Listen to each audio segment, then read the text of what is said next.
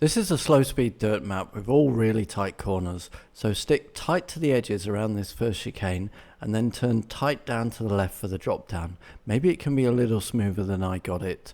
Immediately turn to the right, taking the sand, and even more tighter to the right on the exit than I was, also using the sand. From the top of the left slope, move right and steer carefully around the lower part of the slope to avoid airtime. Then turn in a lot tighter into the left under the checkpoint for another small drop down before heading up to the left leg of the next checkpoint. Turn tight around the fences so that you can aim up the slope a little more parallel than I was to be able to get a little more right than I was to avoid the airtime on the slope transition.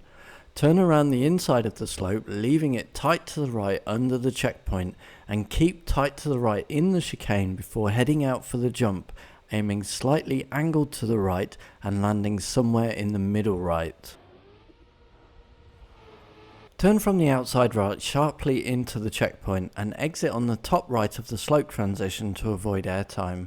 Then head over to the top left of the next slope transition and turn down sharply to the right a little later than I did to avoid the airtime.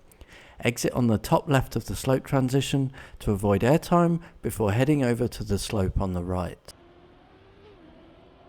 Turn down sharply to the left, taking all the sand before heading up the slope. Turn tighter than I did to the right here, taking all the sand on the entry and a little on the exit. Then from the left you can take the final turn a little more smoothly, avoiding the sand this time before heading over the final slope for the run down to the finish. Easy.